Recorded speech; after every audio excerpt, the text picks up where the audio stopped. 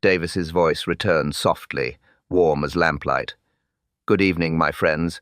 It's lovely to have you here again." He pauses, almost smiling in his tone. "Where are you listening from tonight? And did your day find a bit of peace?" Outside, the village settles into its quiet. Davis breathes gently. Tonight's mystery begins softly, almost like any other evening. But, as always in Street Mary Mead, something small is about to stir. Let's begin. Morning settled softly over Street Mary Mead. A light mist touched the lane. Shops opened slowly. Voices drifted in small, warm notes. Nothing loud, nothing rushed. Just the village beginning its day. Miss Marple stepped out for errands. Her basket hung from her arm. Her stride was steady, purposeful, calm. She liked mornings like this. Predictable, quiet, full of tiny details. Details always mattered. Flower stalls lined the path. Simple blooms, soft colors. A gentle arrangement by Mrs. Weller. She greeted Miss Marple cheerfully. "Fresh today," Mrs. Weller said. Miss Marple smiled. "They look quite hopeful." A small truth. Flowers always did. She continued toward the haberdashery. The mist thinned, the lane brightened, a sense of order returned. Miss Marple noticed every small thing. She always did. A bicycle leaning straight, a chalkboard newly wiped, a window curtain slightly crooked. These things pleased her. They told stories, quiet ones, honest ones. Inside the shop stood Mrs. Barton, short, cheerful, a bit hurried. She dusted the counter with brisk little sweeps. "Good morning, Miss Marple," she said. "Thread today?" "Yes, dear. The grey one. The small spool." Mrs. Barton fetched it quickly. She was efficient. She liked being so. "I saw you yesterday," she said. "Walking near the vicarage." Miss Marple nodded. "Yes, a pleasant stroll." "Quite peaceful," Mrs. Barton added, but her tone dipped. "Only slightly." Miss Marple heard it. A micro-disturbance. A little tremor in an otherwise calm note. Something unsaid. Something small. She stored it in mind. Before she could ask, the door chimed. In rushed Mr. Pritchard. He carried newspapers, arms full, head down, late, as usual. "Morning, morning," he muttered. Papers slapped onto the counter. Mrs. Barton sighed but smiled. "He does try," she whispered. Mr. Pritchard straightened. He saw Miss Marple. "Oh, good day," he said. He looked flustered. He often did. Ink on his fingers. Buttons misaligned. Usual things. Yet today something else clung to him. A restless edge. A worry he hadn't smoothed over. Miss Marple noted the shift. Quietly. Without comment. She paid for her thread. Coins in a neat stack. Routine completed. Mrs. Barton thanked her warmly. Miss Marple stepped outside again. The village moved in its gentle rhythm. Soft conversations. Light footsteps. Nothing alarming. Not yet. She walked along the lane. Listened. Observed. Collected small pieces of the morning. A dropped glove near the postbox. A window left open in Mildred Hall's cottage. Tommy Reed closing his workshop early. All ordinary things. Mostly. But they passed through Miss Marple's mind like tiny puzzle pieces, not forming anything. Not yet, only resting in place. A bird fluttered from a hedge. A carriage rolled by. Miss Marple adjusted her basket. The day remained quiet, soft, predictable, but as she reached the corner, she stopped. Something small, something out of place, something faint, but sharp enough to prick her attention. A single piece of twine lay across the path, cut, fresh, and tied in a way no local used. Miss Marple bent slightly, studied it, and felt the first shift of the day, a shift that whispered. The quiet was ending. The shop felt calm, light chatter, gentle movements, nothing unusual, nothing sharp. Just another quiet morning in Street Mary Mead. Miss Marple stepped back inside for a moment. She had forgotten to ask Mrs. Barton about a new mending needle. A small thing, easily solved. But as she reached the counter, she stopped. Silence, Soft but sudden. Mrs. Barton's hand froze mid-air. Mr. Pritchard blinked as if he'd lost his place. Even the bell above the door seemed to hang in the air, refusing to settle. Something had changed. A plain brown box sat on the counter, exactly in the center. Neat. Still. Unclaimed. No one had placed it there. Not Miss Marple, not Mrs. Barton, not Mr. Pritchard. Yet there it was.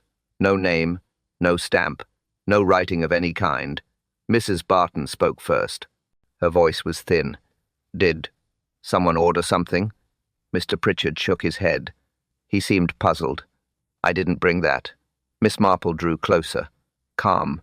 Measured. Curious. Always curious. She studied the box. The twine was the first clue. Thin. Rough. Cut sharply. Tied backward. Not the bulk way villagers tied parcels. Not the way Mrs. Barton wrapped her orders. Not the way shopkeepers bundled supplies. Backward knots belonged to sailors, or anyone who had learned from one. Miss Marple said nothing. She simply observed. Her eyes softened, her mind sharpened. Mrs. Barton pulled her hands close. "I don't like this," she whispered. "It wasn't here a moment ago." But the box remained still, unhelpful, uninformative, quietly intrusive. Miss Marple touched the twine. Gently. It held firm. A tidy knot. Tight. Confident. Not careless. Not rushed. "Shall I open it?" Mrs. Barton asked. She tried to sound brave. She did not succeed. Mr. Pritchard stepped back slightly. "Maybe we should wait," he murmured. "For who?" Mrs. Barton asked. No answer came. Miss Marple lifted the box. Lightweight. Too light. Something small inside. Something that didn't shift. Fixed in place. She set it down again, calm, steady. "The twine is new," she said softly. "Freshly cut." Mrs. Barton swallowed. "So, not old stock?" "No," Miss Marple said. "Not old at all." Another silence followed. Stronger now. Thicker. More aware. Miss Marple loosened the knot. A gentle pull. Simple. Clean. The lid lifted. Inside lay a single knitting needle. Just one. Silver. Polished. Sharp at the tip. Snapped in half. Mrs. Barton gasped softly. Mr. Pritchard stepped back again. Miss Marple remained still. A knitting needle. Broken. Deliberately. A strange message. Quiet. Pointed. Miss Marple studied the break. Clean snap. Firm hand. Not accidental. A small detail. But small details mattered. "Who would send this?" Mrs. Barton whispered. Miss Marple did not answer. She observed the angle of the break. The tension in the fragment. The quiet intention behind it.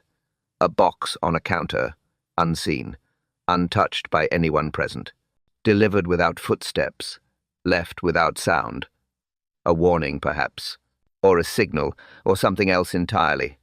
Miss Marple set the broken needle down. Her eyes traced the twine once more. Backward knot. Sailor's habit. Or someone pretending. A simple morning had shifted. Just enough. Just slightly. But enough. She lifted her gaze. Someone in Street Mary Mead wanted to be noticed, without being seen. The box stayed on the counter. Unopened now. Still. Quiet. But its presence changed the room. Just a little. Just enough. Miss Marple did not touch it again. She let the village reveal itself. It always did. People spoke. People reacted. People showed more than they meant to. Mildred Hall entered first. A gentle woman. Soft voice. Soft posture. Always polite. Always careful.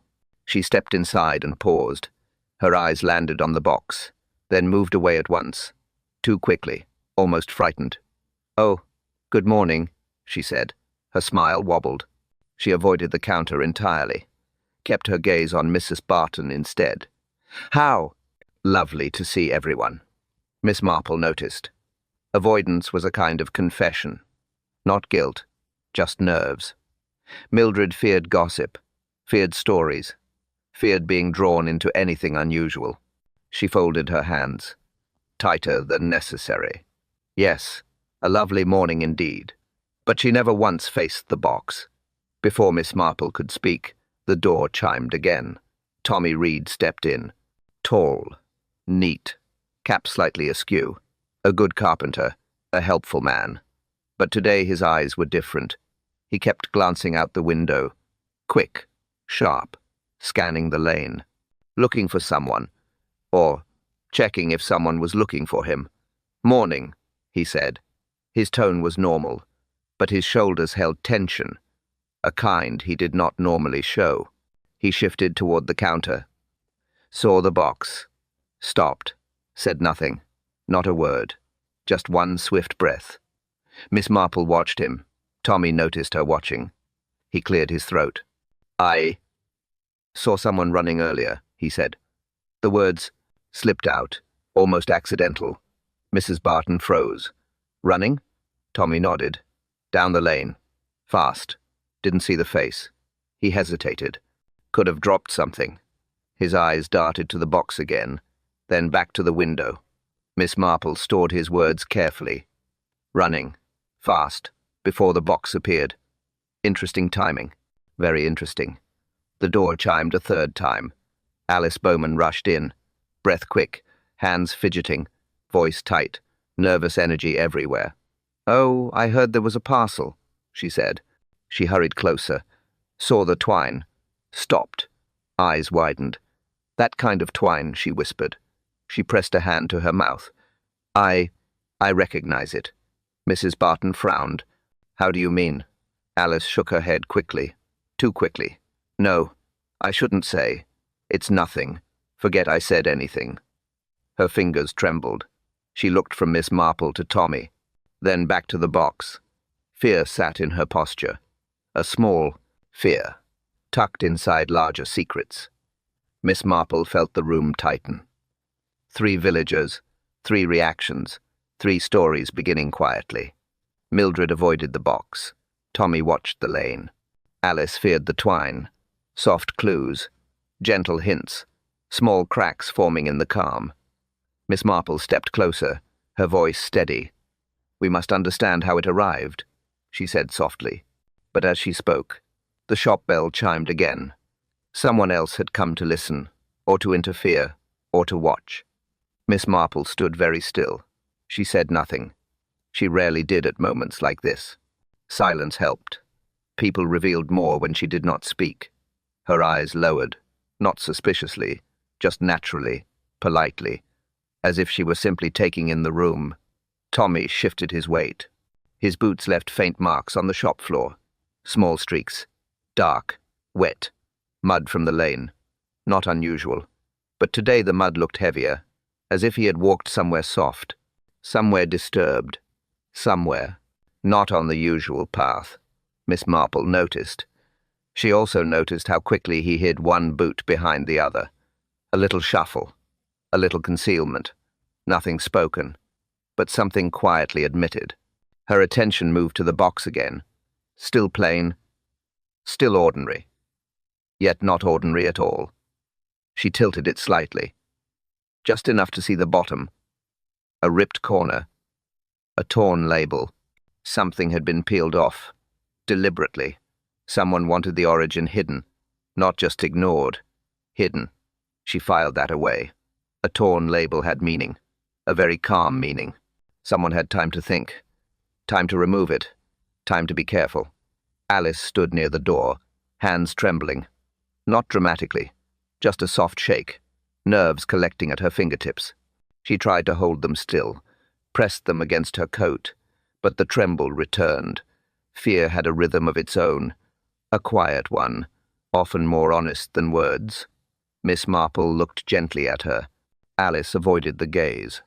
She stared at the floor, at nothing, at everything she wished she did not know. Miss Marple shifted back to the twine. The knot faced the wrong way. Backward, reverse. Not local, not familiar, not accidental. She had seen that knot once before, years ago. A small case, barely spoken of. A fisherman's boy sending warnings to his mother, using backward knots to say what he dared not say aloud. Quiet signals, hidden messages, left in plain sight. That memory returned now. Softly, not intrusive. Just a small nudge in her thoughts.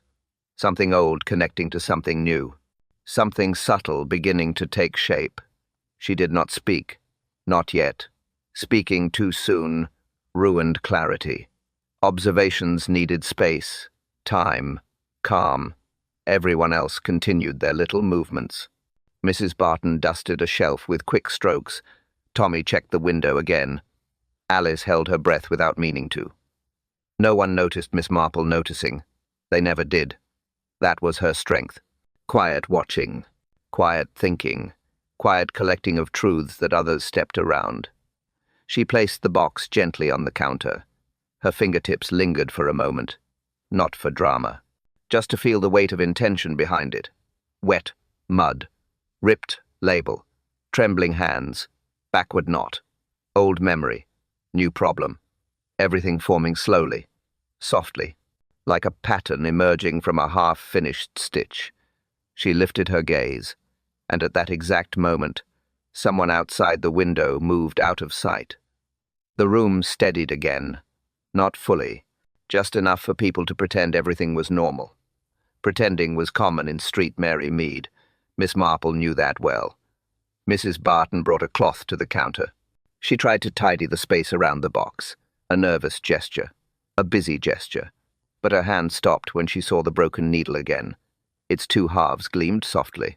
Oddly gentle, looking for something snapped with force. Miss Marple leaned closer, not too close, just enough.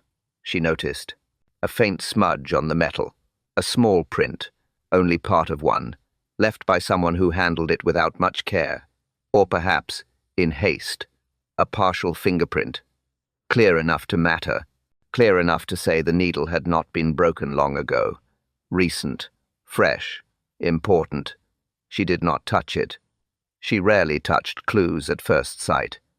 She preferred to let them sit. Objects spoke more honestly when left alone. Mildred Hall clutched her handbag tighter, her voice fluttered. "Such a strange thing to find," she said. Her eyes drifted to the door, then back to her shoes. "I didn't hear anyone come in." Miss Marple looked at her gently. "You heard nothing at all?" "No," Mildred insisted. Not a step, not a sound. But someone had entered. A box had been placed. A needle had been hidden inside. A knot had been tied. Silence could not do all that alone. Miss Marple tilted her head. "Might you have been distracted?" Mildred shook her head, quickly. "Oh no, I was right by the window." She swallowed. "I would have heard something. Conflicting." Mildred's nerves clouded her certainty. Or protected something. Or someone. Miss Marple did not press. Confusion often revealed more than clarity. Tommy Reed cleared his throat. He stepped forward. "I might have an idea," he said. Mrs. Barton looked up sharply. "Well?" Tommy hesitated. "As I said earlier, I saw someone at dawn, running." He rubbed the back of his neck. "Could have been the one who left this." "What did the person look like?" Miss Marple asked softly. Tommy frowned. "It was quick, hard to tell. Medium height, dark coat. Could have been anyone, really." Anyone, which meant no one. A description broad enough to fit half the village. Useful for sounding helpful, useless for solving anything. "A stranger, maybe," Tommy added, but his tone slipped, a hint of uncertainty, as if he wasn't sure it was a stranger at all. Or perhaps he hoped it was. Hope was often louder than truth. Miss Marple watched him carefully. His boots, his hands, his eyes, all speaking in different directions. Subtle tension settled into the shop. Not heavy, just a soft thread running through each person, connecting them, separating them, tightening slowly. Mildred insisted she heard no footsteps, but a box had arrived. Tommy claimed he saw a stranger, but described no one distinctly, and a fingerprint waited on the broken needle. Quiet, honest, more reliable than anyone speaking in the room. Miss Marple exhaled gently. She felt the shape of the puzzle begin to form. Not clear, not complete, just forming. Then the shop door creaked. Someone else was listening. Afternoon drifted in quietly. The village moved into its softer rhythm. Chairs placed. Tea poured, cups warmed. The ladies gathered, as they often did. Small talk first, gentle topics. Then the real subject surfaced. Mrs. Weller leaned in. "So, about that box." Her voice lowered, though no one else was near. It felt strange. Mrs. Colt nodded. A warning, perhaps. She added sugar. Stirred once, twice. Her spoon clinked softly. "A warning?" Mrs. Price repeated. "Oh, nonsense. It's simply a mistake. A delivery gone wrong." She sipped. Her expression tried to stay calm. Failed a little. Mrs. Dawley disagreed. Firmly. "I say it's a sign. Something supernatural." She tapped her cup. "Ghosts leave things. That's what I've heard." Mrs. Colt sighed. "Ghosts don't tie sailor knots, dear." "But they do move silently," Mrs. Dawley replied, almost triumphantly. Mrs. Weller shook her head. "No ghosts. It's an accident. Someone dropped it." "On the counter?" Mrs. Price asked. "Without entering? Without being seen?" Mrs. Weller blinked. "Well, yes, somehow." Her confidence wavered. Just a little. Miss Marple sat among them, hands folded, eyes soft, thoughts quiet. She observed each theory, each tone, each small shake in a voice. They thought aloud. She listened inwardly. "Mrs." Dawley leaned forward again. "I still think it's a warning. Broken things carry messages. My aunt always said so." Mrs. Colt disagreed. "My uncle said broken things bring luck." Mrs. Price frowned. "They cannot both be right." And so the circle continued. Contradictions passing gently around the table, like biscuits placed and taken again. Miss Marple only nodded at times. A soft hum, a quiet note, never quite agreeing, never quite disagreeing. Her silence drew them closer, made them share more, made them fill the space she left empty. Mrs. Weller lowered her voice again. "Well, theories aside, someone must have brought it." She paused, looked at the others, enjoyed the moment, then continued. "And I may have seen something." The table stilled, not tense, just curious, leaning slightly, not wanting to miss a word. Mrs. Weller brushed a crumb from her sleeve. "Late last night, near the post office." She waited, let the silence widen, then finished. "A man, carrying a small parcel." Mrs. Colt frowned. "Who was he?" Mrs. Weller shook her head. "I couldn't see well, but he moved quickly, very quickly." Mrs. Price clicked her tongue. "Could have been anyone. Or someone," Mrs. Dawley whispered, her eyes bright with the idea. "A man with secrets." Miss Marple watched the group gently. A man. A parcel. Late at night, near the post office. A simple observation, yet not simple at all. She lifted her cup, took a small sip, placed it down carefully. And as the chatter resumed, she noticed movement at the edge of the green. A figure pausing, watching the tea circle, then stepping back into the lane before anyone else saw. The next morning arrived quietly. Soft steps, soft greetings. Nothing loud, nothing sharp, just the village returning to its usual hum. But a whisper moved first. Small, uncertain, passed from person to person. A worry trying to stay polite. Mrs. Elton had not been seen. Not since yesterday. The retired schoolteacher. Calm woman. Predictable habits. Never late for anything. Never careless. Miss Marple heard the whisper outside the grocer's. Mrs. Barton stood by the counter, wringing her hands. "She should have been home last night," she said. "She always is." Mr. Pritchard nodded. "I delivered her paper. Door open. Tea on the table." He hesitated. "Still warm, then? Cooling now, I suppose." His voice softened. "That isn't like her." Miss Marple listened. Quiet. Unhurried. Absorbing each piece. Mrs. Elton had taken her knitting bag that afternoon, seen heading toward the woods, walking slowly, comfortably. Nothing unusual, just her routine. She liked the footpath, liked the quiet, liked the trees. Nothing. frightening about it. Nothing suspicious. Not on an ordinary day. But the day had not stayed ordinary. A box had appeared. A needle had broken. A knot had been tied backward. And now a woman had vanished. Miss Marple walked toward Mrs. Elton's cottage with Mrs. Barton. The lane was calm. Villagers moved gently, concern hidden behind small smiles, politeness covering unease. The English way. The cottage door stood slightly open, not wide, not forced, just open enough to feel wrong. A tiny misalignment in the usual pattern. Miss Marple knocked, waited. No answer. She stepped inside with care. Mrs. Barton hovered behind her, nervous. Miss Marple looked around. A cup of tea sat on the table, half full, cooling, left in a hurry, or interrupted, or forgotten, none of which suited Mrs. Elton. The knitting basket was missing. Her shawl remained, folded neatly, set with intention, as if she expected to return, as if she meant to come back soon. Miss Marple touched the shawl lightly, a small act, a gentle confirmation. Mrs. Elton had left willingly, but not comfortably. Something had pulled her away, something small, something urgent. Mrs. Barton whispered, "Do you think she's lost?" Miss Marple shook her head. "Mrs. Elton knows every path. Then where is she?" Miss Marple did not answer. The question felt too wide, too early. She stepped outside again, looked toward the woods. The footpath waited, calm and quiet, inviting, as it always did.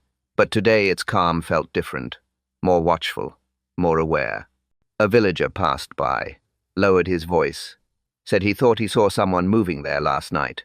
A small lantern, a slow, shuffling step. Not Mrs. Elton's step, not her rhythm. Someone else. Miss Marple listened. A thread tugged inside her thoughts. The box, the needle, the knot, the missing teacher. All small things, but small things created patterns, if one paid attention. She turned toward the trees, watched the path disappear behind branches. A soft breeze brushed the edge of the lane. Gentle, almost kind. But Miss Marple felt something else. Quiet, hidden, waiting. Something, or someone, was out there. Miss Marple walked slowly past the churchyard. She took this path often. It was quiet, predictable, comforting in its own small way. But today the quiet held a slight shift. Not loud, not alarming, just different, as if someone had disturbed the usual pattern. She paused near the gate. A soft sound floated across the stones. A voice, pressed low, tight, strained. Alice Bowman's voice, recognizable at once, quick, breathless, always on the edge of worry. Miss Marple took one step closer, not to hide, not to spy, simply to listen. Listening was natural to her, and often necessary. Alice stood behind a tall gravestone, half hidden, leaning forward, speaking fiercely to someone unseen. Her hands shook, her shoulders hunched. Fear clung to her movements in small, telling ways. "No one must find out about the first box," Alice whispered. The words came out sharp, urgent, almost desperate. Miss Marple stilled, her breath quiet, her mind alert. A first box. So there had been another. Not the one in Mrs. Barton's shop. Something earlier. Something hidden. Something unspoken. Alice continued. "You should have destroyed it. I told you. I told you it wasn't safe." Her voice cracked. Not loudly, just enough to reveal panic beneath the surface. Miss Marple waited, patient, calm. She listened not only to words but to silence, and the silence answered. The unseen person said nothing, or spoke too quietly for Miss Marple to hear. Alice's reply came fast. "You don't understand. She's looking. She always looks. She sees everything." A small tremor in the last word. Fear wrapped inside admiration. A familiar reaction in the village. Miss Marple did not smile. She simply absorbed the meaning. Fear changed people, made them careless, made them speak truths they wanted to hide. There was a rustle, quick, light. Then footsteps retreating behind the church wall. Soft steps, nervous steps, not wanting to be followed. Alice gasped. "Wait, don't go yet." But the person was gone. She stood alone now, breathing hard, trying to gather herself, trying to smooth her coat, trying to pretend nothing had happened. Miss Marple stepped forward gently. She did not reveal she had heard. She let her footsteps sound softly on the gravel, just enough for Alice to notice her presence. Alice turned, startled, eyes wide, hands clasped too tightly. "Oh, Miss Marple, I didn't see you there." Miss Marple offered a warm nod, a kind smile, a gentle, simple question. "Lovely morning, isn't it?" Alice swallowed. Yes, of course. Very lovely." But her voice betrayed her. A thin thread of fear lingered in each word. Miss Marple did not push. Not yet. This was not the moment. Panic needed room to breathe. People revealed more once the storm inside them settled. She turned slightly, looked toward the church wall where the unseen figure had vanished. A narrow space, a quick exit, an intentional retreat. Something larger was unfolding, piece by quiet piece. And, as Miss Marple resumed her walk, she sensed eyes watching her from just beyond view. Miss Marple reached her cottage by late afternoon. A calm hour. Light steps on the familiar path. Nothing unusual on the lane, nothing troubling. Only the soft, quiet street Mary Mead knew so well. But she paused at her gate. Something waited on her doorstep. Plain, still, unmoved by the day around it. Another box. Small, brown, tied with the same twine, the same backward knot. Neat, deliberate, unmistakable. Miss Marple stood a moment, not surprised, not alarmed, just thoughtful. The first box had changed the village's rhythm. The second box changed hers. She walked closer, bent slightly, studied the knot. Yes. Backward. Tight. The same hand. The same intention. She lifted the box gently. It weighed almost nothing. Lighter than the first. Something flat inside. Paper, perhaps. Or a thin object. She carried it into her sitting room, placed it on the small table near the window. Did not rush. She never rushed. Rushing blurred the lines, slowed the mind. She untied the twine. Slow pull. No struggle. The knot released cleanly, just as the first had. Inside lay a small folded piece of paper. Nothing else. No note. No signature. Just the paper. She unfolded it carefully. Edges frayed. Corners torn. Something ripped from a larger sheet. A map. A tiny map. Hand-drawn. Simple lines. No names. No markings. Only one thing stood out. A small circle, drawn around a section of the woods. Neat. Precise. Intentional. Miss Marple studied the lines. The familiar bend in the footpath.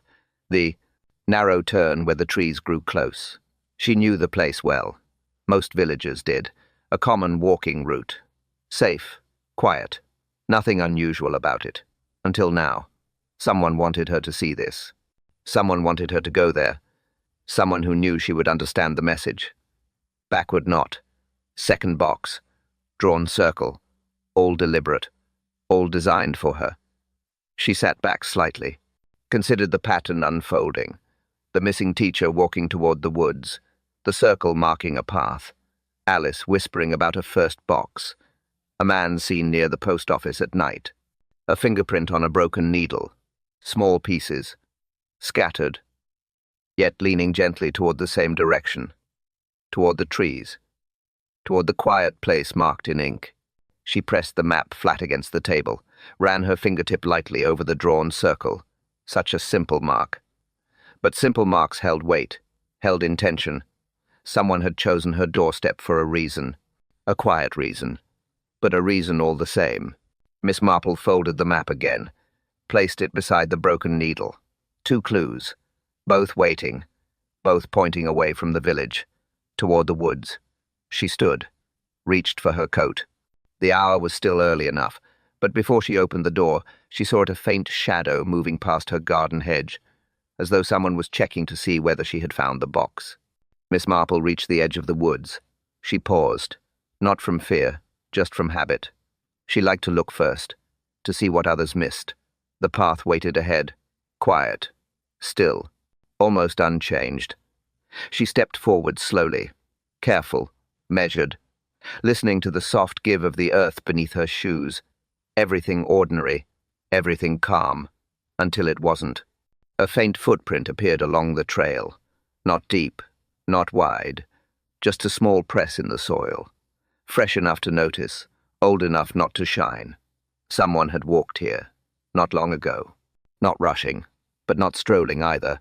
A few steps farther, she saw broken twigs, thin, snapped unevenly.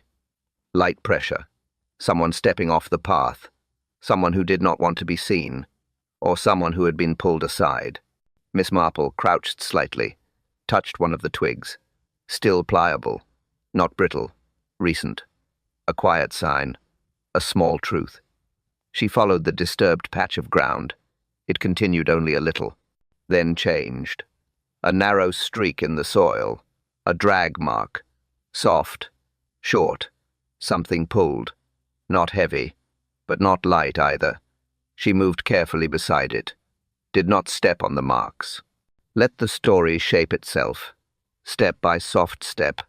A few paces later, she saw fabric caught on a shrub, a tiny piece, faded blue, neat weave, recognizable, Mrs. Elton's knitting bag. She had carried it daily, never anywhere without it. Miss Marple touched the fabric lightly, no tearing from force, more like brushing past something. A small snag, accidental, but important. It confirmed the direction. She stood again, looked outward, listened to the woods breathe. Nothing moved, nothing called, yet the stillness seemed to watch her, quietly, patiently. A few steps more revealed something half buried in the dirt. A corner of a box, brown, plain, a third one, placed here, or dropped, or hidden, its twine gone. Its lid shifted slightly. Miss Marple brushed soil away with her glove, lifted the box gently, empty, completely, nothing left inside. But the lid told another story. A faint smear of red marked one side. Not paint, not ink, yarn dye. Miss Marple recognized it at once. Mrs. Elton used red yarn often, a simple shade, always the same, always in her bag. So Mrs. Elton had been here, or her things had. Either path mattered. Either path changed the situation. She studied the direction of the drag mark again. It pointed deeper, toward a narrower path, less used, less comfortable, a place villagers rarely visited. She took one slow breath, not from fear, from focus, from understanding that this small trail was no accident. Someone wanted her to follow it. Someone had marked the way carefully. She pocketed the fabric piece, placed the empty box aside, took one more step into the trees, and heard a quiet snap, a branch bending under a foot, not her own. Miss Marple returned to the village with quiet steps. She carried no alarm, only thought. Thought made her steps slow, measured, soft. Tommy Reed stood outside his workshop, hands in his pockets, gaze shifting along the lane, looking busy without doing much. Miss Marple approached him gently. "Tommy," she said, a simple greeting. He looked up quickly, too quickly. "Afternoon, Miss Marple." She nodded toward his boots, thick mud, fresh scratches from brambles, thorns caught near the seams. "You've been out walking?" she asked softly. He stiffened. "No, not really. Just local errands." She tilted her head slightly. "Ah, I only wondered. Brambles don't usually grow on the high street." Tommy's jaw tightened. "I didn't go near the woods," he said. The words came out fast, pushed, defensive, sharper than his usual tone. Miss Marple didn't challenge him. She simply observed. Silence worked better than accusation. It made people fill the gaps themselves. "I was at the workshop all morning," Tommy added. Too much information. Unrequested. Another small sign. Another quiet confession hidden inside denial. Before she could speak again, Mildred Hall hurried toward them, hands clutched to her chest. Breath short, eyes darting as though shadows followed her. "Oh, Miss Marple, someone is watching me," she whispered. The words trembled out. "Every time I pass the green, every time I step outside, I feel it." Tommy frowned. "No one's watching you, Mildred. Don't start that now." But Mildred shook her head fiercely. "You don't understand. Yesterday, someone stood near the hedge, staring, wouldn't move." Her voice cracked. "He didn't go until I walked away." Tommy rolled his eyes slightly. Miss Marple noticed. A small dismissal, a small avoidance. People who dismissed fear often feared something themselves. Miss Marple touched Mildred's arm gently. "You saw a man?" she asked. "Yes," Mildred whispered. "In a dark coat, standing so still it felt wrong." Tommy shifted again. His boots scraped the ground, a nervous scrape, a sound that tried to hide itself. "People stand around," Tommy muttered. "No need to imagine things." Mildred flinched. "I'm not imagining anything," she said softly. Before more could be said, Alice Bowman's door slammed across the lane. Not loudly, just firmly, decisively. Miss Marple glanced at the window. Curtains tightened, latch clicked, Alice shutting herself in. A woman carrying secrets usually chose silence over conversation. Mrs. Barton walked by, slowed her pace, lowered her voice. "Poor girl hasn't stepped out all morning," she murmured. "Something's frightened her." Yes, the village felt it now. A quiet tension, a thin line stretching between cottages. Not visible, but felt. A shift in mood, a weight behind every small gesture. Miss Marple looked again at Tommy's boots. Fresh scratches, fresh mud, a fresh lie. She gave him a gentle smile. "Perhaps we should all stay a little alert," she said. Tommy swallowed. Hard. Too hard for such a simple suggestion. And before he could reply, a voice called from down the lane, urgent, strained. "Miss Marple, you'd better come quickly. Something else has been found." Miss Marple sat at her small table, a cup of tea beside her. Steam rising, cooling slowly. The room quiet. The kind of quiet that helps thoughts line up properly. She placed the broken knitting needle in front of her. The two halves lay apart. Neat break, firm hand, clear, intention. Next to it she set the twine. Backward knot. Same type, same texture, same message. Someone wanted this knot to be recognized.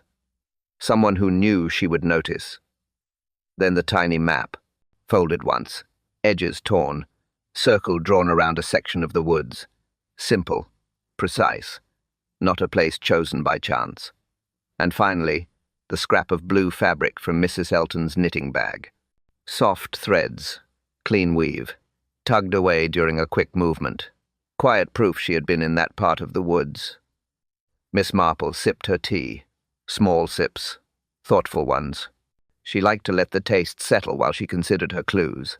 Twine knot, broken needle, red dye on the box lid, missing teacher, circle on a hand-drawn map.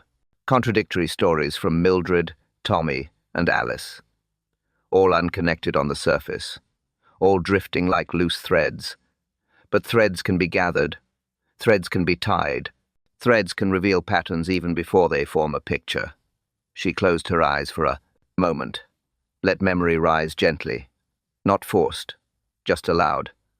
Years ago, in a small seaside village, she had come across a strange case. A fisherman's boy had left warnings for his mother. Quiet warnings, hidden in ordinary things. A backward knot to say danger, a bent hook to say follow, a cut thread to say hide. Simple signals, placed where only one person would understand.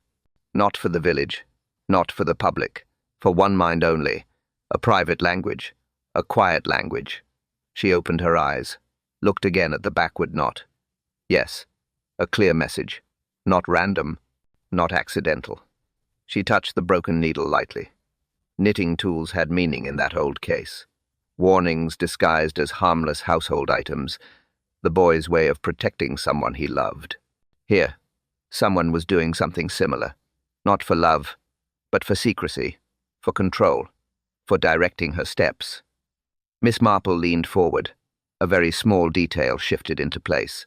The red smear, the fabric snag, the map circle. Not random at all.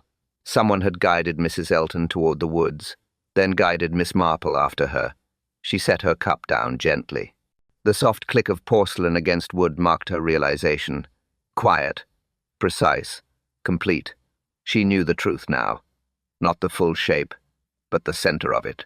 Just enough to understand what had happened, and who had done what, and why the clues were staged with such calm intention. But she said nothing. She always held her conclusions until the right moment. Speaking too soon ruined a delicate puzzle. Letting others reveal themselves worked better. She folded her hands, looked toward the window. Someone out there thought they were leading her along. But now she understood the path, and before she could take her next sip of tea, someone knocked softly on her door. Night settled over Street Mary Mead with its usual softness. Shutters closed. Lamps glowed. Voices faded into quiet corners. The village held its gentle hush. But Miss Marple did not rest. She wrapped her shawl around her shoulders, stepped outside, took careful steps along the lane, her mind clear, focused. Holding the pattern she had pieced together, Mildred Hall's cottage stood near the bend, small, tidy, always warm with lamplight. Tonight, only a thin glow slipped through the curtains. Dim, uneven, a sign of strain inside. Miss Marple approached quietly, not sneaking, just gentle, respectful of the hour, but alert. Mildred had been nervous all day. Fear had clouded her voice. Fear rarely came alone. As she neared the gate, she heard something. A voice, low, sharp at the edges, a man's voice, firm in a way that carried warning. Then Mildred's voice, thin, unsteady, pleading. "Please." "I didn't say anything," Mildred whispered. The words wavered, small but full of truth. Miss Marple froze in place. She listened. The cottage window sat slightly open, only a crack, just enough for sound to slip out.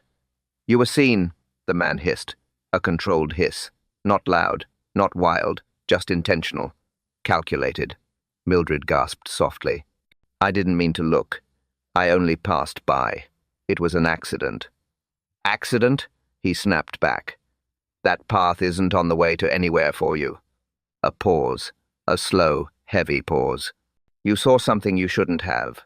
Miss Marple leaned in the slightest bit, still keeping to the shadows. Not from fear, from strategy. He must not know she was there. Mildred's voice fluttered again. "I only saw a shape. I don't know who it was. I swear I don't." "You know enough," the man said. "What you saw in the woods could ruin everything." Miss Marple felt the air shift, a quiet shift, the kind that comes when truth approaches. She listened more closely. "The hidden path was meant to stay hidden," he continued. "No one uses it now, no one except you. And her." Mildred whimpered. "I told you. I didn't tell Miss Marple anything." The man exhaled sharply. "She's already looking. She finds things. She notices things." His voice dropped lower. "We can't let her reach that spot. If she does, it's over." Miss Marple's hands folded calmly. Not from nerves, but from understanding.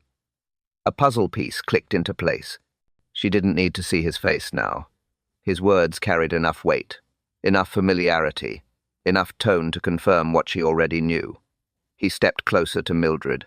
His shoes scraped the floor, heavy, measured, confident. Mildred sobbed softly. "I won't say anything else, please. Just leave me be." The man lowered his voice again. "If she finds the hut, it all unravels." Miss Marple felt her breath still for a moment. The final clue, the missing link, the identity confirmed. She stepped back quietly, one soft footfall at a time. Unseen, unheard. She now knew who the man was. and she knew where she had to go next. The parlor felt warm. A single lamp glowed on the small table. Soft light, quiet corners. Nothing hurried, nothing loud. Miss Marple had arranged the chairs carefully. Mildred sat nearest the fireplace, hands folded, eyes red from worry.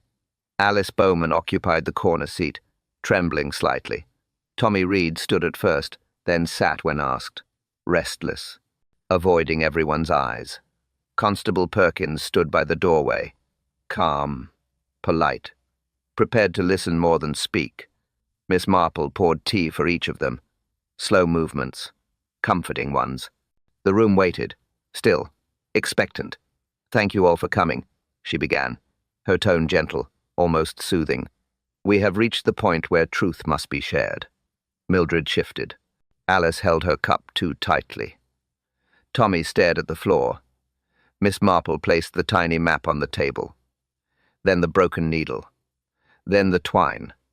Then the scrap of blue fabric. "All these pieces," she said softly, "tell a single story." Tommy swallowed, a small sound in the quiet. Miss Marple looked at each of them. "Mildred, you saw a man on the hidden path. You feared him, but you did not know what you had witnessed." Mildred nodded quickly. Tears touched her lashes. "Alice," Miss Marple continued, "you recognized the twine because you had seen it before. In Tommy's workshop. Coils of it sit by his tools." Alice lowered her gaze. Her lips pressed into a thin line. She said nothing. Miss Marple turned her attention to Tommy. Her voice remained soft, never sharp, never accusing, only steady. "The knot used on the boxes," she said, "is a backward knot. Taught by sailors. You learned it from your brother. You told us so years ago when he returned from sea." Tommy's jaw tightened. He did not speak. "Mrs. Elton," Miss Marple continued, "liked to walk the woods. She knew the old paths. She also noticed things. One day she discovered a hidden dingtood, track used for smuggling small goods through the village. A quiet operation, quiet until she followed it too far." Mildred gasped softly. Alice glanced at Tommy. Constable Perkins stiffened slightly. "She marked the route on this map," Miss Marple said. "It was her way of deciding what to do, but she was seen." She touched the broken needle. During the struggle, her needle snapped. She always carried her knitting bag. The red dye on the third box lid came from her yarn, and that dye appears in Tommy's shed. He used it to tint wood samples. Tommy inhaled sharply, a thin, shaking breath. "You tried to frighten anyone who looked into the matter," Miss Marple said. "The boxes were warnings. The broken needle a sign. The backward knot, your unthinking habit." She leaned forward just a little, her eyes gentle, never harsh. "You hid Mrs. Elton in the old shepherd hut. You meant only to keep her quiet. But things grew out of hand, and fear makes poor decisions." Tommy's hands trembled. The tremor grew. He looked up at Miss Marple, a tired look, a defeated one. "All right," he whispered. The words broke softly. "I didn't mean for it to go this far." Mildred cried out. Alice covered her mouth. Constable Perkins stepped forward. But before anyone could move further, a sharp knock sounded at the door. Firm, unexpected, and very poorly timed. Mrs. Elton was found in the shepherd hut, alive, shaken, cold, but safe. Constable Perkins walked her back to the village with slow, steady steps. Street Mary Mead breathed again, a long, quiet breath, the kind that follows fear gently leaving. Alice came forward first, hands trembling, voice thin. She admitted she had covered for Tommy, not from loyalty, from fear of being pulled into something she didn't understand. Mildred followed, eyes lowered. She apologized for her silence. She had seen Tommy at dawn, boots muddy, face pale, but she had been too frightened to speak. Miss Marple listened kindly. No judgment, only the truth, only the reminder that small fears grow when kept hidden. By evening, calm returned to Street Mary Mead. Teapots warmed, windows glowed, and the village settled back into the gentle rhythm it knew best. Davis returned with a warm, steady tone. A small clue, a small kindness, a small truth, he murmured. He let the words settle like gentle steam. Fear makes people quiet, he continued. Silence grows heavy when carried alone. But courage, even a small bit, can change an entire village. A cup of tea cooled softly beside him. No rush, no noise, just calm. He breathed out slowly. Thank you for listening tonight. Truly. Your quiet hearts make these evenings special. A soft pause, a warmer smile in his voice. Until next time, my friends. A single window glowed softly in the quiet lane. Warm light, stillness. A knitting basket rested on the small table inside. Yarn folded neatly. Needles calm at last. Beside it, a cup of tea cooled in slow, quiet breaths. Steam drifting, fading, settling into evening peace. Outside, the lane lay gentle and empty. Only the faint tick of a clock moved through the cottage air. Soft, steady, comforting, and then a slow fade into quiet.